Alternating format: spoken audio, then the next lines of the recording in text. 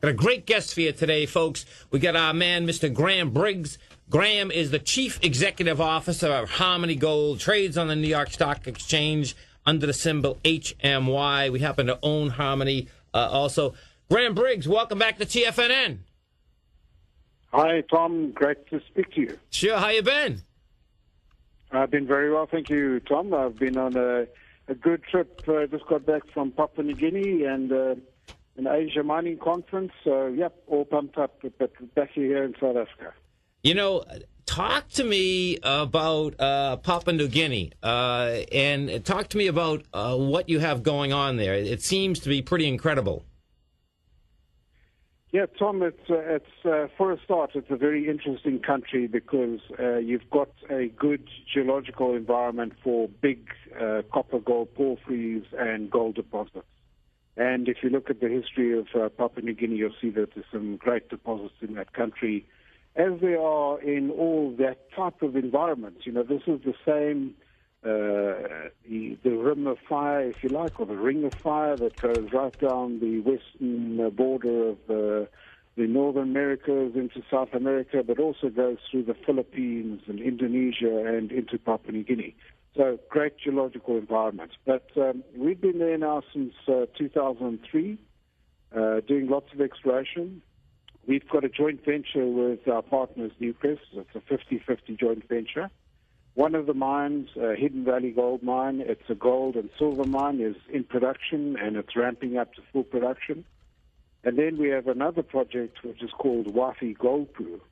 This is a copper gold deposit. It's now featuring quite prominently on the radar screen, if you like, of copper gold producers because it is simply one of the highest grade around. It's sort of in the region close to a gram gold and 1% copper. And it's growing. It's still in pre-feasibility study, so it's not near production yet, but it's turning out to be a fantastic deposit. You know, when you talk about you've been there since 2003, you had some good foresight there. When you look at your stock price, you're starting to reach your 2002 highs. When you look at that Wafi project, that very well may be the third largest gold copper project in the world, right? Well, it's a little bit difficult to actually put it in a box right now, Tom, because it's growing. The last declaration, which was June last year, we had 500 million tons of ore in that deposit, and we've done a considerable amount of drilling since then, and it's probably going to grow probably north of 750 million tons in the next declaration. So it's growing as we continue to drill, and the grade is, as I said, very sweet compared to a lot of these other deposits. So it's actually difficult to say exactly what it'll turn out as, but it's certainly being, touted as one of the world's best copper gold deposits. You know, if we back up a little now, when we take a look at, of course, you're headquartered in South Africa. The mines are very deep in South Africa. Can you walk the audience through exactly what you have done with the mines that you have had there? And, of course, when we're talking Wafi, we're talking about how Harmony's going forward. Sure, Tom. The strategy from Harmony from many years ago, in fact, probably about 1995, is when Harmony developed a strategy of taking over marginal, relatively low-grade, mature operations in South Africa from other companies and purchasing these assets. And that strategy served us well for some time, but as you know, these deposits eventually get depleted. And so what we've been doing in the last 3 years is really closing a lot of those assets down. Parallel with that, we've been spending capital on dollars on newer projects in South Africa. So we've been developing a suite of much newer mines in South Africa. They are busy ramping up, but they're not in full production yet. So as a suite of assets, we're actually upgrading our portfolio in South Africa. And then we've had the strategy in Papua New Guinea since, as I said, 2003. Really, this is a diversification strategy, if you like, going to different countries and not getting caught just in one country where you're exposed to one country's risks, one country's politics, etc., and you diversify the portfolio.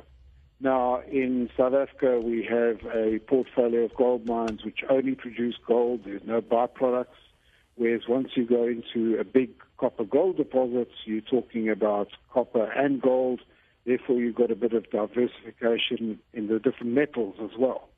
So that is really the strategy that we're on. And this particular deposit in Papua New Guinea is going to be a big block cave operation. So highly mechanized and, of course, producing copper and gold, and therefore it should be great because wherever you go these days, those are the two metals that a lot of people are talking about. Copper because of all the urbanization and everything that's happening, and a lot of copper goes into a lot of those products, but also gold is still seen as one of the investments in whether you're talking from a financial or just the currency point of view. Gold is still very important. Well, it's interesting having the foresight that Harmony had there. When you look at 2003, of course, copper was only 70 cents and gold was out there at 350, and of course now we know it's we're talking 448 and you're talking the 1469. Can you talk a little bit about South Africa? This is a few years ago, but if you can explain to the audience how the electricity in South Africa, how the energy has gotten, basically my understanding is that it's gotten a lot better, that the worries that we had a couple of years ago aren't the worries right now. Yeah, Tom, I guess what happened in South Africa is that we got ourselves into a bit of a problem in 2008, early 2008. We had an electricity crisis here where maybe a sort of a perfect storm. Everything sort of went wrong with coal supplies and heavy rains and everything. And most of our energy is produced from coal-fired power stations. And what happened then is that there's a big pressure on actually the supply of energy as opposed to just the cost. Since then, the supply Eskom has really got its act together, and to a great deal and extent, the supply issue has been resolved. A lot of maintenance and old assets have been recommissioned, so supply is much better. However, electricity costs are going up quite steeply in South Africa. For many, many years, we had very cheap electricity, and that is starting to. We certainly, as a gold company, use a lot of electricity because we have a lot of cooling on the depths of our mines. Sure. Well, I guess in any business, it's better to know you have it and you know what price is coming in versus not having it, right? Absolutely. When we go back to the WAFI project for a second, of course, it seemed, after the financial debacle of 2008, or 2011 now, money is a lot easier. How do you plan on financing that project? Tom, it's a question that we get asked a great deal. In our concept study, which was finished last year, the information we had in that at that time indicated that we would have to spend roughly $3 billion on getting this mine up and running. Half of that, in other words, $1.5 billion would be for our account because it is in the 50-50 JV.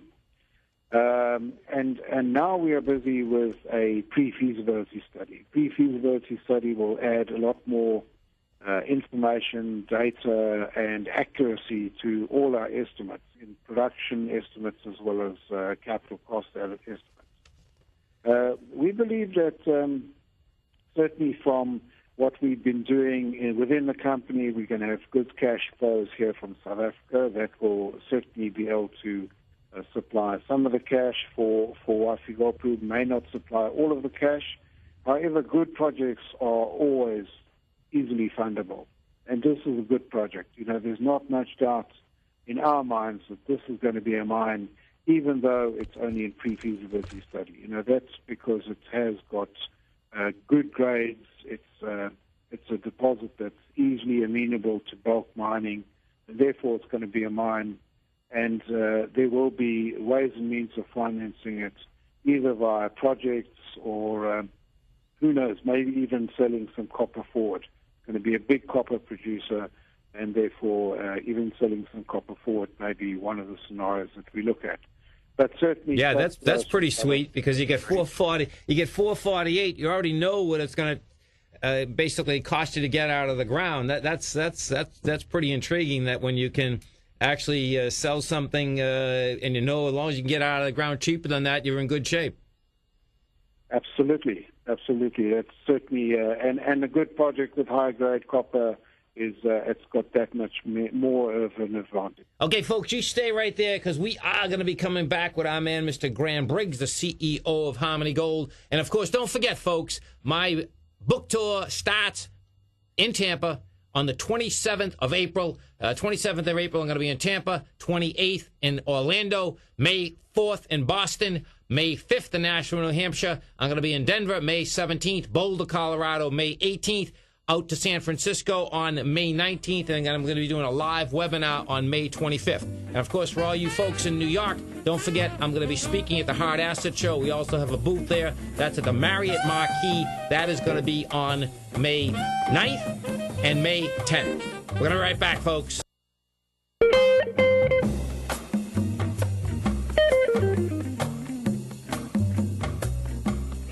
Welcome back, folks. We're talking with our man, Mr. Graham Briggs. He's the CEO of Harmony Gold. When we look back, of course, when you can see your equity basically taken off, and then of course RBC come out. You must have been sitting in your desk saying, "Okay, 1 second." I got the company going. We got the reserve. We got the mines in South Africa. We closed the unprofitable ones. We're going to New Guinea. And then all of a sudden, RBC comes out and says, hey, listen, Harmony might be worth an extra 1.5 billion to 2 billion and maybe a takeover target. What did you think when you heard that?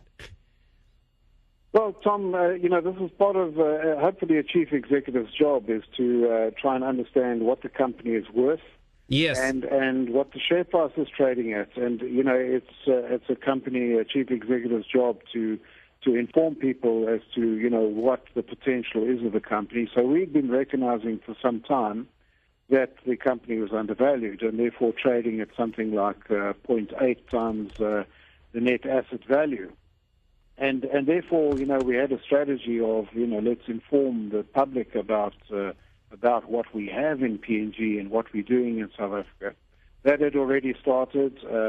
RBC certainly jumped on that bandwagon and elaborated, and that was a good report because they went into some detail about what Harmony's been doing and what they're worth. And so that was certainly a timely report. However, the takeover targets, that's all speculation, Tom. There's no foundation to that thing, but certainly if something is undervalued, then it deserves to be looked at by potential companies that are looking for takeovers. When we look at the rand, right now it's been running out anywhere between 7.3 and 6.6. The correlation inside Harmony's business from the rand to the dollar to the rand per kilogram, if you can explain to the audience how that works. Well, Tom, the rand exchange rate affects us a great deal. So the stronger the rand, in other words, the 660 is the strongest it's been for a while. It basically means that we sell our gold in dollars and get a very strong currency in return, the rand. So yes. If the rand weakens a bit, then it makes it a better business for us because we get more rands for our dollar. Sure. Now, because most of our costs are in rands and our exports, which is the gold, is in dollars, we would obviously prefer a slightly weaker rand exchange rate. But the rand has been very strong lately. and therefore, if it were to weaken, we'd dramatically change the fortunes of the company because we'd get that many more rands.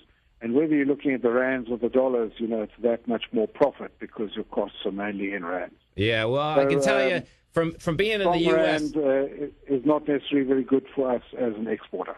No, I'm with you. But for being in the U.S., of course, to me, it looks like the dollar had bottomed, actually. We'll see whether that's the case. But, well, listen, Graham, we really appreciate the update. And I do want to, you've done a lot of work, no doubt, having the foresight in 2003 coming all the way across. Time flies, doesn't it? I mean, and now I guess the deal is on. You get the mine built, you get the money raised, and you just basically keep going. Yeah, Tom, one thing about the mining industry, it's still a very interesting industry, and I guess a lot of people can still have a lot of fun in it. Yeah, no doubt.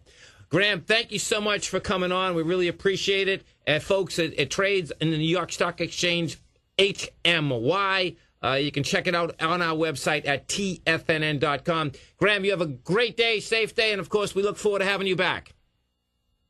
Thank you very much, Tom, and thanks to everyone listening. Thank you.